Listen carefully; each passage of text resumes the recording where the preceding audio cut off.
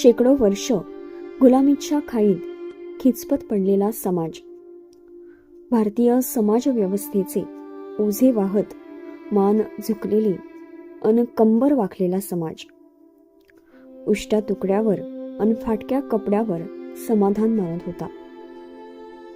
मानवाचं जीवन कसं असतं ते विसरून गुलामीचं जीवन जगण्यात आनंद मानत होता. चाच पडत तर कधी मरत, कधी शिकार होत होता.